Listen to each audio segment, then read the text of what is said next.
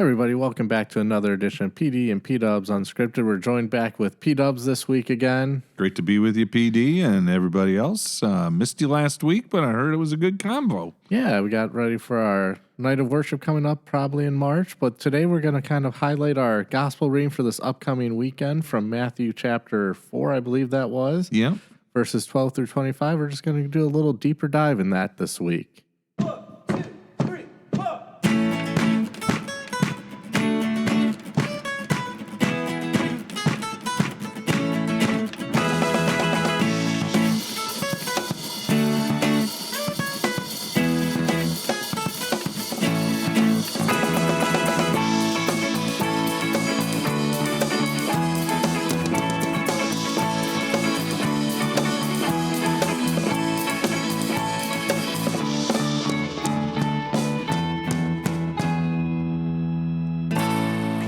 P-Dubs Unscripted.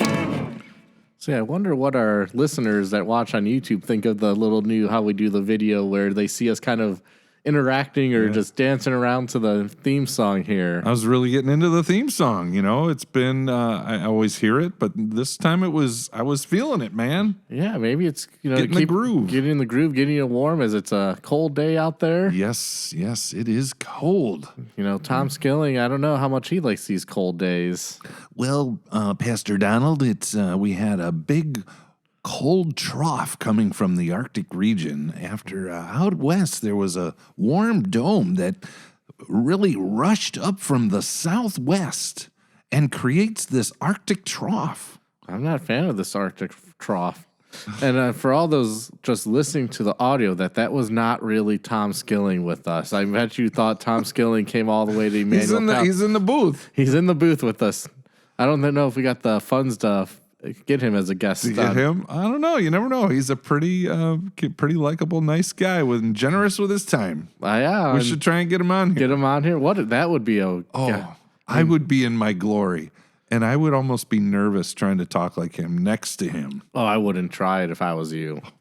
But I'd want to see how accurate I am, like just dueling skillings. See if people could we could make it a game of it, have people blindfolded. And is it the real Tom Skilling or is it just me? Yeah, that would be, oh man, I'd be over the moon excited. Man, that gets you wondering who would be dream guests to have on the podcast. I don't know, but Tom, if you're listening, please contact us at, our number. Yeah, well, we don't have, and I'm not going to give myself a number out. I was like going to go 555, whatever. Well, what was the one for Jenny, the song back in the 80s? Oh, 8675309. Right. Yeah. But yeah, that theme song, I mean, last week Joe was talking about, wondering, do we need a new one? I was like, I don't know, and still seems pretty fresh to me. It still hits fresh. I don't know, but yeah, and like I said, we don't get much comments on the YouTube. Well, I sounded kind of old. The YouTube. That's like me, and the Facebook, the Snapchat, the TikTok. But yeah, on YouTube, we don't get every once in a while we get a comment, but we got nothing about the songs or even through Spotify because I think you can somehow do there because I don't usually typically use Spotify for much except for uploading the podcasts. Well, we might get surprised someday, and Mr. Skilling could walk right into our studios. That would be pretty impressive. Yeah, that would be a memorable day in my life. Yeah, I mean, I'm not liking what he's going to be telling us we're supposed to get on Friday. I just found out. Yeah, colder than today. A high of -5. And yesterday. High of -5. A high of -5. Yeah. Yikes. Because I know some students and stuff, they were talking, I guess, about, are we going to have school? We got a lot of weather watchers for Friday. Yeah. I know you are. You're wanting to get out. Well, of course, it's your day off. Yeah, so I'm like, it makes no difference to me. I was like, what do I care? I won't be here anyway. But no, let's see. Yeah, at least on Apple right now, it says high of 4 degrees and a low of -13. And Saturday will be the same. Actually, a low of -14. And that's without wind chill. Yes. Yikes. Yeah, it might be a slim crowd on Saturday night. Could be. I saw an old Chicago Tribune of, I can't remember what the actual date was and the year, honestly, but I want to say it was like early 1990s. The temperature in Chicago was -62 degrees. That's a blistery day. Yes, sir. Yes, sir. That's shorts and a t-shirt weather, if Of I've ever course, heard it. negative 62. Wow. And like there was steam rising off of Lake Michigan because of the water and the air hitting each other. That's crazy. I thankfully don't remember exactly what that was like, but that's pretty raw cold. Yeah, because I would think the coldest I can think of was probably, was it 2019, 2018 when we had that polar vortex? The vortex, yes. And I remember we did shut down a couple days for that because it was unsafe to be out. And didn't we have that year? Didn't we have a pipe burst in the boiler room? Could have been. I remember getting called, and I came one night, and the water was just gushing down into the boiler room. I think it might have been around then. It was nasty. That polar vortex, never again. No more vortexes. No, sir. No more cold. No colds. Yeah, but let's warm up with the gospel. Oh, there we go. Ding, ding, ding, ding. That was such a Good smooth transition. I'm all about that. So I'm trying to think. We used to do some deeper dives more regularly when we were doing the 3 a week. So do we want to read the whole gospel reading? We can certainly do that. Which is, we're only backing up a couple of verses to verse 12, right? Yeah, I can read maybe the first half, 12 through 17. Okay. If you want to do the last half, Sure. I'll embarrass myself trying to read all these names here. There you go. So, yeah, Matthew chapter 4 began with verse 12. Now when he heard that John had been arrested, he withdrew into Galilee, and leaving Nazareth, he went and lived in Capernaum, by the sea, in the territory of Zebulun and Naphtali, so that was spoken by the prophet Isaiah might be fulfilled. The land of Zebulun and the land of Naphtali, the way of the sea, beyond the Jordan, Galilee of the Gentiles. The people dwelling in darkness have seen a great light, and for those dwelling in the region and the shadow of death, on them light has dawned. From that time, Jesus began to preach, saying, Repent, for the kingdom of heaven is at hand. And while walking by the Sea of Galilee, he saw 2 brothers, Simon, who is called Peter, and Andrew his brother, casting a net into the sea, for they were fishermen. And he said to them, Follow me, and I will make you fishers of men. Immediately they left their nets and followed him. And going on from there, he saw 2 other brothers, James, the son of Zebedee, and John his brother, in the boat with Zebedee their father, mending their nets, and he called them. Immediately they left the boat and their father and followed him. And he went throughout all Galilee, teaching in their synagogues and proclaiming the gospel of the kingdom and healing every disease and every affliction among the people. So his fame spread throughout all Syria, and they brought him all the sick, those afflicted with various diseases and pains, those oppressed by demons, epileptics, and paralytics, and he healed them. And great crowds followed him from Galilee and the Decapolis, and from Jerusalem and Judea, and from beyond the Jordan. This is the word of the Lord. Thanks be to God. Amen. So, yeah, there's kind of a lot you could technically unpack there with going to the Isaiah. Oh, yeah. And but this week, since I'm preaching, I'm going to lead on that, like, what Jesus says in verse 19, and said to them, Follow me, and I will make you fishers of men. And for Christians, that's a pretty familiar verse. We hear that a lot in churches. But it is not an easy thing, what Jesus is saying there. Yeah. And there's really no details other than, hey, come on, let's go. Join me. It's an invitation. It's great because Jesus is inviting them into a life that is beyond their comprehension. And it looks like Matthew borrowed a word that the gospel writer Mark really enjoys. That word, immediately. Yeah. Ethnos, isn't it like ethnos or? Uthos. Uthos. Yeah. So, if you read Mark, you'll find yourself reading the word immediately a lot because, I don't know, Mark is like the gospel of action. We see Jesus on the move. He's bang, always bang, going, bang, bang. going. Yeah, there's no resting in that gospel. No, sir. But here Matthew, turns a page or takes a page from Mark. Immediately they left their nets and followed him. And it's just kind of interesting. Like, it's a hard job being a fisherman back in those times. Not very rewarding at times, as we saw later on in the gospel, where they'd be fishing all night long and not getting anything. It makes me not feel so bad when I go on vacation and put one little line in the water and I come out with nothing after hours and hours and hours. I think, well, I'm no worse than the disciples who did this for a living, Right, and I'm just trying to look up something here, see if, I don't know if this is actually going to work. But this is, I know, something you and I have fun with here. I want to pull up the Blue Letter Bible here. Oh, good. I was just thinking about going there myself. I don't want the King James translation here. We want sir. ESV, the these and the thous. It gets a little confusing sometimes in that King James version. Well, and you get your tongue tied on those things. Saith and doeth and doeth. So I don't know if this is actually going to work what I want here. Let's see here. I'm trying to get the follow me because I wanted to look at the follow me, like what tense that was in. But That's funny. I was going to look up that follow me to see what the word was. Let's see if this is going to work. Strong's G 1205. Dute. And I was trying to see because I don't know why it didn't work, but I was hoping because I know there's a way I can input my computer into the soundboard. So I was hoping our listeners could have a fun with the Strong's G because we've referenced that before. Yeah, maybe when I retire, if I ever retire from the ministry, I'd like to be that guy who just says that Blue Letter. If there's ever a revision, I'd like to be that guy. Strong's G 3557. Dute. Yeah, and I'm surprised because I would Dute. Because it's an adverb.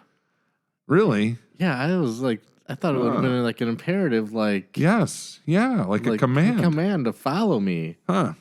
I am stunned by this here. I could not connect on my phone to join you on that discovery of that word. Yeah, so because I was looking, even when I was on Logos before doing going to Blue Letter Bible, it says it's an adverb, and duty. Do you know what it means? It's also come. Okay. So come here. Come follow me. I'm a little shocked here. Yeah. That it's an adverb. Still in the invitation mode, right. But it does when you say come or follow me in those regards, does sound like an imperative, a direct command. Right, because I'm always thinking the Great Commission when it's not a suggestion, he is commanding. It's in an imperative form when he says, go and make disciples of all nations. Mm-hmm. That's what I was expecting to see here. Well, that's why you got to dig into the word, man. Yeah, well, it's that invitation, but as an invitation, there's two things kind of going through my mind. It's knowing, looking back, knowing it's Jesus, being well, yeah, why would you decline that invitation? Yep. But also, the disciples, they didn't really know as much. We have this information. Mm-hmm. And so does that mean, in how they just got up and followed him? If, some random person came up to me and said, follow me, I think I'd have some questions. Yeah, exactly. Give me some details, Jesus. Follow you where? What are we? Are we going into town? It feels like later in the scriptures, they have more questions when, Jesus, I will prepare a room for you in my Father's home. And Thomas, well, where are you going? We don't know where you're going. Mm-hmm. So they're questioning Jesus, where are we going? Where are we going? And here they're just okay, let's leave behind the life I know and I'm going to follow you. I guess that really shows the power and I don't know the right word to say, but the power of his word to kind of get you to go nodding and motivate. Say, I don't know if not motivate. It's not motivation, but it is causing them to just agree and go. So there's this immediate trust. Well, okay, I'm going. Right. But and I think, I don't know, maybe because I'm more of a deliberate person, but it just seems like such a foreign concept of follow me. Okay, no problem. I'm going to do it. I'd be let me think about this, count kind of the costs of it. Right. Well, and especially when you get down to John and James, like they're in this family business with their dad, right? And so, I mean, I could see, there's you see a lot of companies where it's a family business and the sons are taking on the business, and it's never an easy thing having your own business. And I could imagine there are times where sons like reluctantly, did the work of their father's business. But this shows them that they have the ability to have a steady income, because like he must be doing well to have his own business. So they say, okay, let's go. Not one says, okay, let's go, and the other says, what are you doing? They both go as brothers, just as, Andrew and Peter. And then Zebedee doesn't even like offer a protest. Right, like that's what are you guys doing? You're leaving me to mend the nets. What's going on? Like that's what I was like when we were just looking through this. I was like, what was going through Zebedee's mind? Yeah. Like, and I just and left the boat and their father. Yeah. Like, and there it is immediately. So is he just like chilling in the boat and being like, like the Will Smith meme from like Fresh Prince of Bel-Air where he's looking around like, I'm all alone. And like, he's probably, he could be saying, these sons of mine, Right. I knew they didn't want to take over the business. Do the hard work that is required. But yeah, like I just wonder because we don't really ever get like what was Zebedee's thoughts here. Yeah. And that's just, I guess, that maybe when we get to heaven, we can ask Zebedee, like, what were you thinking when your two sons just said, I'm out? Yeah. And you're left there standing in the boat. Yeah. It makes you wonder if somehow he knew he must have known of Jesus, before this encounter. Like, because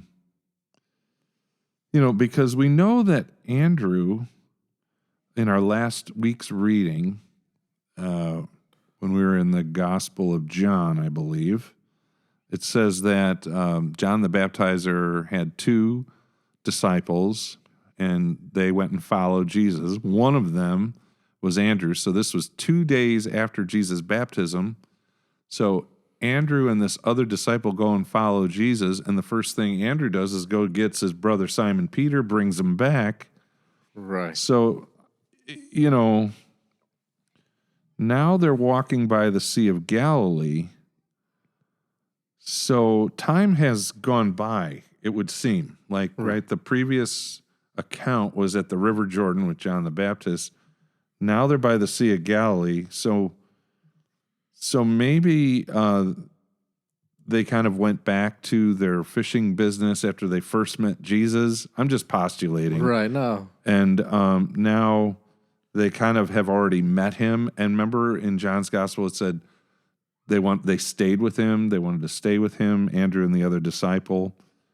So it makes me wonder, like, if they've seen a little bit and heard a little bit of Jesus to be like, wow, this guy's really captivating.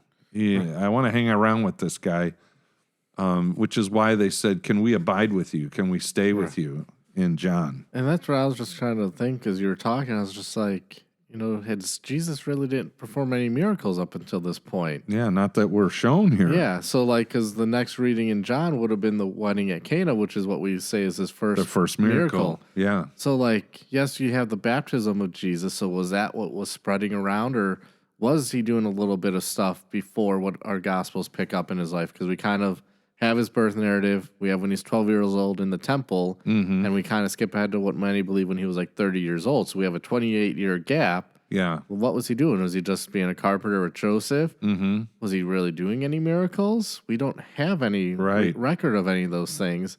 So that's what I was just trying to figure out as mapping this in my head and timeline of stuff there's no miracles, no healing as far as we know, just the baptism. Mm-hmm. And how quickly did news spread at that point?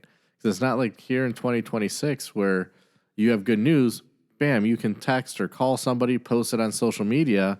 Somebody halfway around the world can hear it instantly. Yeah, true.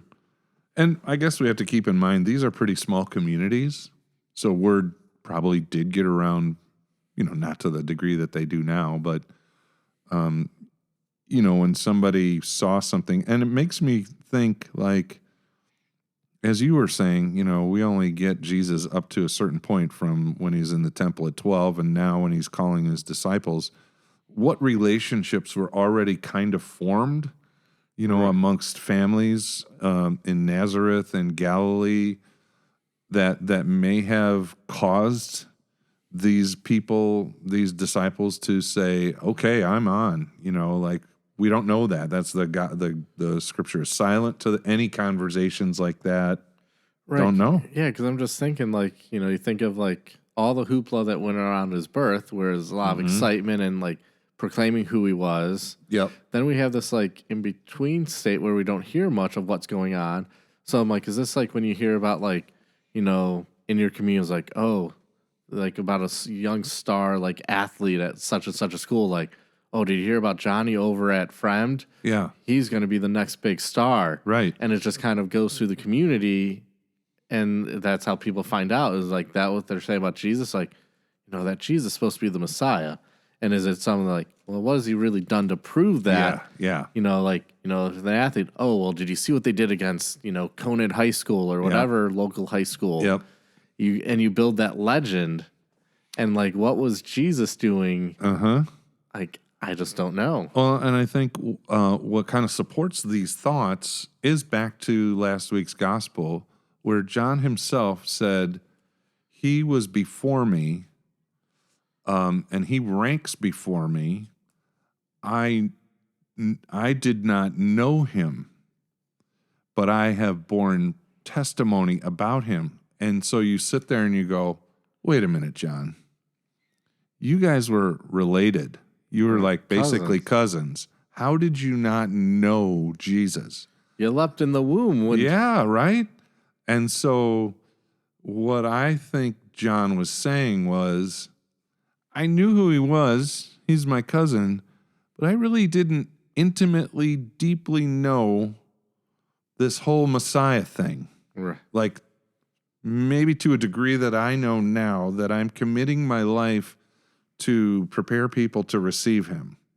And so maybe the same kind of thing is at play here. They knew of Jesus. That's the whole, I knew of this person, but I really didn't know them. But now I've met them and talked with them, and I've interacted and spent time. Now I know who they are. Right.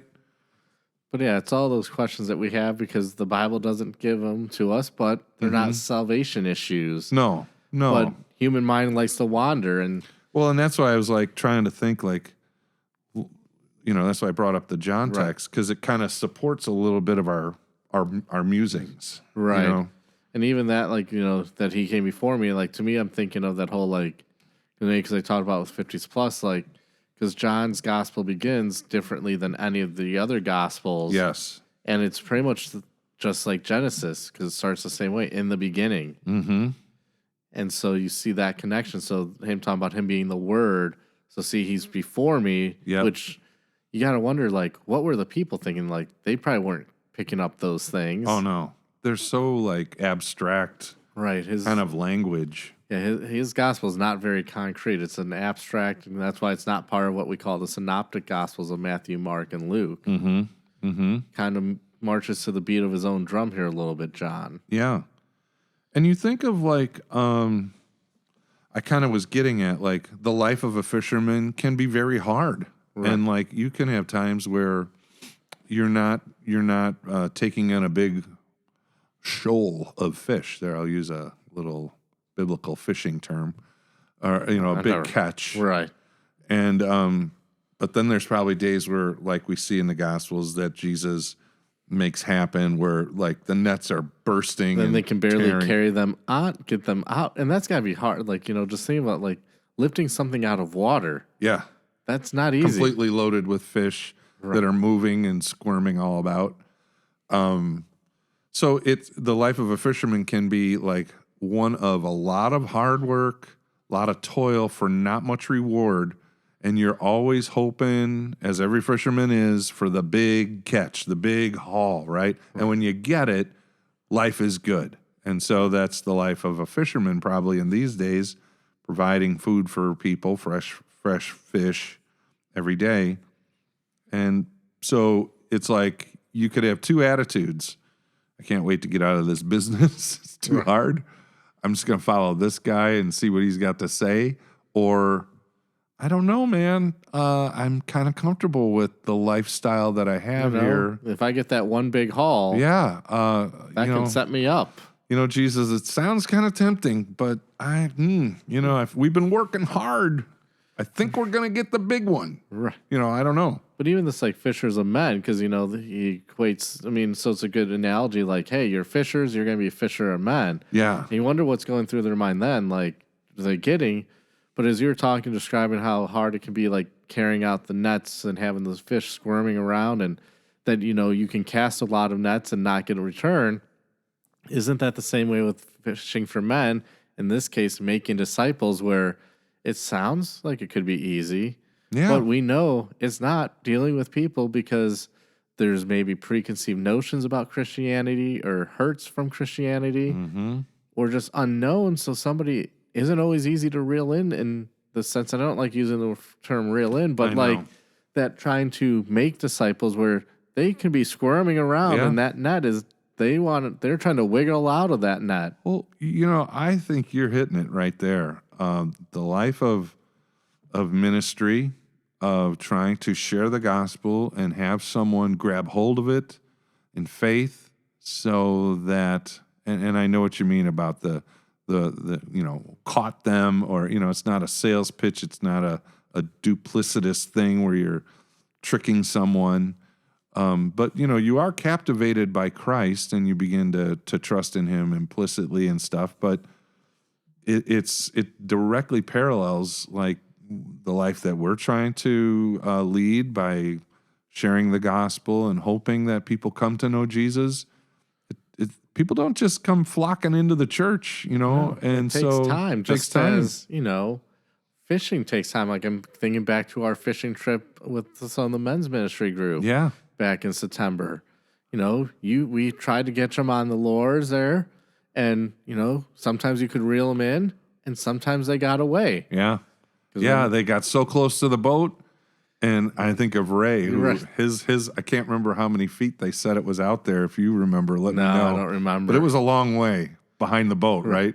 And in the storm, Ray's straddling, and we're in our little hut, watching him like, well, wow, Ray's really struggling. And he's probably the most experienced fisher outside of Tim, probably, in our boat. And he's cranking on that line, cranking.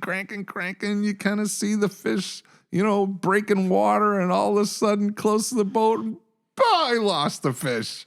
And it's like, oh, man. And there was nothing Ray could have done. It wasn't his fault. And that can be the same when we're trying to make disciples of somebody. When we have our one, that person who doesn't know about Jesus, there could be some outside force that disconnects them from that lifeline to the boat to come to know Jesus. Right. And it's nothing we did, yet we probably think, well, I did something. I don't know what Ray thought, like, oh, man, I messed up. There's something, because I know that's probably would have been in my mind if I lost one of the ones I was reeling in. I would have been like, what did I do wrong? This is my fault. But it's the circumstance, like you said, that storms. I mean, we had 3 to 6 foot that wave. was something. That was a little scary at times. Well, like you were bringing up in our conversation previously, where you were on one side of the boat and I was on the other, and you were like, to me, you were like 12 feet up above me, and I'm sitting on my side, and my vantage point to you was like I was below the water level. And right? I'm looking down, seeing the water on the other side of the boat. I was like, I don't think I should be seeing that water out on the other side of the window like that. Holy cow, that was precarious. Yeah, I was like, am I going to have to swim back to the shore? I'm like, I don't think I could swim in this. This. Well, what you described about like us thinking that we're getting someone so close to believing in Jesus. And obviously we know it's the Holy Spirit. Absolutely. But we're it's the means that God's working through us. And they break away for whatever reason. It's like the economy of the kingdom of God is at opposite with our world. So let's take, we're out fishing, the Ray example. We're catching a live fish and we're bringing in that fish, and that fish will die. And once it gets on the boat, it dies, right? Mm-hmm.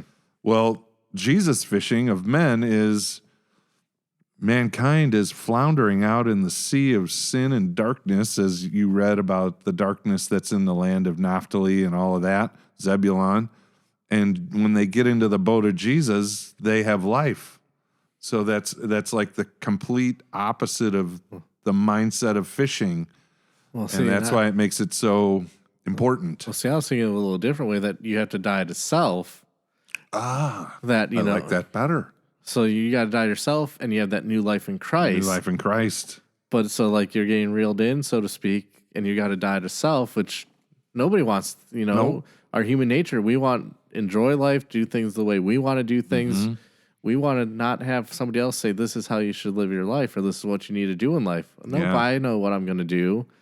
But when we come to faith, that old life dies. That we're like, okay, I want to do my best to live according to God's will. Mm-hmm. So that's kind of what I thought initially when you were going with that death. No, I like that thought too. So yeah, and that's the thing. Like, even though I think both illustrations work, Yeah, and I'm thinking, like, is there something to the phrase mending their nets? Like, in terms of, like, a theological thing that we could pull from, this shows that there's been activity for them to have to mend their nets. And so that's got to be kind of an activity that's done on the shore when you've gotten done with a fishing, your expedition, and it probably takes quite a bit of time to mend your nets, right? And it's probably something that's a regular routine activity if you're catching fish, like because they're the wear and struggling. tear. Yeah. And is that maybe there's that wear and tear on us when we're trying to witness to somebody, trying to disciple somebody. Mm-hmm. It doesn't go as we plan. And so that wear and tear, maybe you get that breaking point where it's like, I'm done. That apathy, as we talk about the journey of following Jesus. Yeah. And then if we come to go to church and be active in our faith, that mends us so that we are ready to keep out there, witnessing to others. I don't know. That was just I kind of like that because, when you're mending the nets, you're probably sitting and doing some very focused work to mend and strengthen that net. So in your analogy, like, okay, we kind of get worn out, frustrated, apathetic, and we need mending in our hearts because, of our sinfulness and our frailties, that we sit and focus at what God is giving us. So I could see that, I like that analogy. The Holy Spirit working sometimes. Hey, man. Yes. Yeah, this is giving me good stuff to kind of preach upon this Hey, weekend. this is why we're doing this. Right. I know how that works. Just kind of working through the text here. And that's the good thing. That's what's great about being able to do this. It kind of gets us thinking differently, seeing what somebody else says. I mean, I know we all both have our helps that we go to kind of for sermon prep, which kind of helps, the old brain start firing in all cylinders and being like, ooh, that's a good point, or I've never thought about it that way. Right. And so that's what this is doing. So this is always a good habit to do it from time to time. I just had another thought as you were just kind of ruminating on what we said and what you just said, like looking at all three of the sections in this reading. So, Jesus is out in the land of the Gentiles, where it says, the people dwelling in darkness have seen a great light. A lot of times the sea and the ocean is a dark place where there is sinfulness and evil, right? And, we talked about waves, and that's the effect of like evil and stuff. And so the fish are being brought out of that into a boat, which is kind of like a safe haven, right? So Jesus is going to the depths of the sea of sin and evil and darkness and pulling them into the light. And so that action requires mending, like we had said. You got to mend the nets, and so that there's healing or re-strengthening. And if you go to the next section where Jesus is among the crowds, what is he doing? He's mending their nets. He's healing the sick of afflicted and various diseases. And some of those oppressed by demons, there's that darkness, the darkness of our sin, the darkness of Satan and that spiritual realm. Well, even that teaching. I was Yeah. saying about that because how do you hear about the light that outshines the darkness? Through teaching. Mm-hmm. So then you can find your way out of that darkness. That's right. Yeah. And proclaiming the gospel of the kingdom, that's the light of the gospel, you know? But that's getting people out of the darkness into the light. Wow, this is just like popping, man. Yeah, I think I'm just gonna play this on Saturday and Sunday, this podcast, and call it a day for the message. Call it a day. Be like, guys, just listen to the podcast. You'll get all my thoughts. Yeah, because the writer, he talks about those afflicted and those oppressed. I mean, that's our darkness. That's our spiritual darkness. Right. That's our disease, is our sinfulness. And even like, as you were talking about that just now, saying kind of my original kind of thought of when I was saying about this idea of follow me. Where is Jesus asking us to follow him? What parts of our life, in our disease, in those afflictions, follow him. He will bring that light to you. I agree. That's the call, right? But some of us would be like, yeah, I want to follow you, like immediately. And maybe all of us who are struggling in those things, those afflictions, those oppressions, would naturally say, yeah, get me out of here. But don't you find that we as human beings, we're afraid to go try something new that pulls us out of the grips of our darkness, and we become comfortable with our darkness? Right. You're like, this is what I know. Yeah. So this is what I'm going to stick to. Yeah. And I don't know, maybe this is a wrong way to think about, but when Jesus says follow me, Jesus doesn't always take the direct path. Right. He sometimes goes out of his way because he knew there was important ministry to happen, like the woman at the well. That wouldn't have been the normal route. He could have gone a quicker way. Yep. And maybe that's what scares people to follow me. Like, it isn't that always direct path. Maybe there is a little bit of wine, especially like in a sickness or a disease. Well, I'm supposed to follow you, but I just want to get through this. Mm-hmm. But maybe the way he's taking us, there's something growth that maybe we can spread his name and be fishers of men and sharing that gospel message and help witness to somebody else going through that. Yeah, his way might be, well, you have to be afflicted a little longer. Right. Or, go through deeper oppression so that your reliance upon me becomes greater and you can give that witness. Yeah, I don't know if that was just kind of thinking there. Mm-hmm. Yeah, because nobody wants to hear a message that says you have to keep going through the tough situation that you're going through. Well, really? Even with Jesus, he's not going to lift me out of that? And I think we've talked before about the Apostle Paul begging 3 times to God to remove the thorn in the flesh. Right. And Jesus' answer to him wasn't like, hang in there, I'll pull it out of there. No, he just said, my grace, I'm all you need. Focus on me while you got this affliction. And he does some amazing stuff. That's a hard one to put your mind around. Right. Especially when you're suffering, right? And it's like, well, if God's so loving, why do I have to suffer? Yep. Well, there's a purpose for it. We might not understand it, but there's a heavenly purpose. Yeah. And I always kind of think it's probably a greater reliance upon him. Right. When you're really down and you got nothing left, all you can do is reach up. Then he's there. He's the only one there who's like, I'm everyone else is left. I'm here. I think of Peter walking on the water. Mm-hmm. Loses his focus, sinks. Who's the one to reach from out of that darkness of that water? Jesus. Yeah. And he does the same for us. That's why it's good to follow him. Yeah, so I think this might be. I think it's good. So you're all ready to go, huh? Yeah. Just hit the play button and we'll just all listen. So come this weekend, I'll probably dive low, maybe unpack this a little bit more, go a little deeper in some of this stuff. And so Can't wait. Yeah, thank you all for listening. God's blessings.